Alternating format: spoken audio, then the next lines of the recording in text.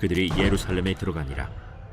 예수께서 성전에 들어가사 성전 안에서 매매하는 자들을 내쫓으시며 돈 바꾸는 자들의 상과 비둘기 파는 자들의 의자를 둘러 엎으시며 아무나 물건을 가지고 성전 안으로 지나다님을 허락하지 아니하시고 이에 가르쳐 이르시되 기록된 바 내 집은 만민이 기도하는 집이라 칭함을 받으리라고 하지 아니하였느냐?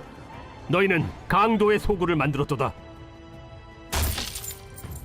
대제사장들과 서기관들이 듣고 예수를 어떻게 죽일까 하고 꾀하니 이는 무리가 다 그의 교훈을 놀랍게 여김으로 그를 두려워함일러라.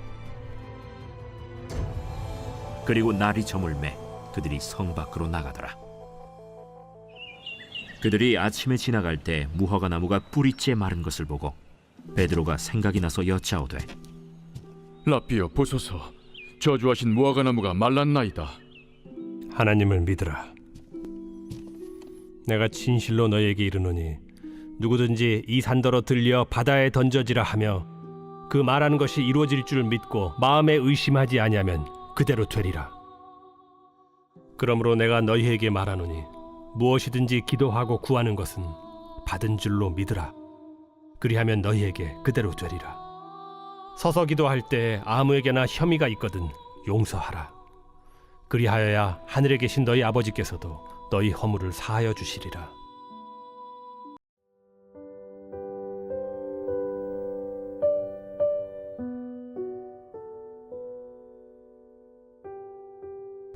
어제 본문에서 예수님께서 성전을 둘러보신 뒤에 이튿날 아침 예수님께서 열매가 없었던 무화과 나무를 보시고 저주하셨던 것 기억하시나요?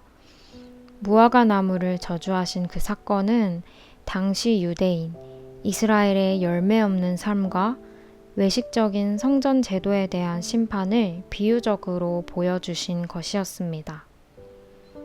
그리고 오늘 본문에서 예수님께서는 다시 예루살렘을 찾으셔서 성전으로 가십니다. 그리고 그곳에서 다시 심판을 말씀하실 수밖에 없었던 무화과 나무 사건이 암시한 당대 유대인들과 종교 지도자들의 신앙의 실상을 발견하게 됩니다. 어제 본문에 이어서 말씀을 보시면 무화과 나무를 저주하시고 성전을 정화하시고 다시 무화과 나무가 등장하는 순서로 이어져 있는데요. 이 구조를 생각하시면서 오늘 말씀이 우리에게 주시는 메시지가 무엇인지 함께 묵상하시면 좋을 것 같습니다. 이 당시는 유대인들이 성전에서 희생제사를 드리기 위해서 이 예루살렘으로 찾아왔습니다. 특히나 오늘 본문은 이스라엘의 가장 중요한 절기인 유월절 기간이었기 때문에 수많은 유대인들이 거리를 막론하고 이 성전으로 찾아왔을 것입니다. 유월절에는 성전세를 내고 희생제물을 드려야 했기 때문에 멀리서 찾아온 유대인들을 위해서 성전에서 은화를 바꾸어주는 사람이 있고 또 희생제물을 파는 사람이 있는 것은 어떻게 보면 자연스러운 일인 것 같아 보입니다. 그러나 예수님께서 성전에서 사고 파는 사람들, 돈을 바꾸어주는 환전상들, 비둘기를 파는 상인들을 목격하시고 분노하셨습니다. 겉으로는 성전에서 드려지는 제사를 위한 행위들로 보여지고 있지만 아이러니하게도 예수님께서는 전혀 기뻐하지 않으셨습니다. 여러분 17절에서 예수님께서는 성전을 두고 만민이 기도하는 집이라 칭함을 받으리라고 하셨습니다. 이는 이사야 56장 7절의 말씀을 인용하신 것인데요. 이사야 56장 6절에서 7절 말씀을 보시면 만민이 기도하는 집은 여호와를 사랑하고 그의 언약을 지키는 사람들이 모인 곳입니다. 그리고 하나님께서도 그곳에서 당신을 사랑하는 백성들을 위하여 그들을 기쁘게 하신다고 말씀하셨습니다.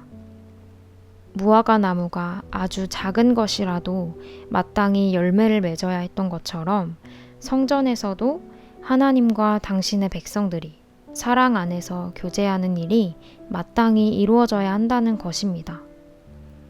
그래서 성전은 하나님이 임재하시는 장소로서 희생제사를 통한 죄사함이 이루어지고 백성들이 하나님께 기도하며 하나님과의 교제를 이루는 곳이 되어야 했습니다.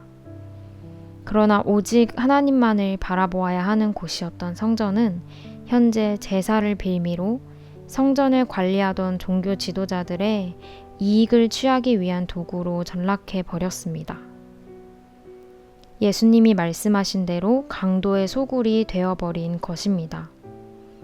이 성전에 수십만 명의 그리스도인들이 있었지만 예수님의 마음을 기쁘게 하는 사람을 단 한 사람도 찾을 수 없었던 것은 유대인들의 하나님을 향하지 못했던 그 불신앙의 실상을 보여주는 것입니다. 그래서 예수님께서는 성전을 앞에 두고도 그들의 중심에 하나님이 전혀 계시지 않는 유대인들의 그 믿음의 현주소에 괴로워하시며 그들의 불신앙을 책망하셨습니다. 결국에 불신앙은 무화과 나무가 다시는 열매를 맺지 못하는 것처럼 결국에 완전히 생명력을 잃은 상태로 심판에 이르게 될 것이기 때문입니다. 그럼에도 대제사장들과 서기관들은 이러한 예수님의 말씀을 듣고도 하나님께로 마음을 돌이키기보다 여전히 자신들의 자리를 지키기 위해 예수님을 죽일 방법을 찾습니다.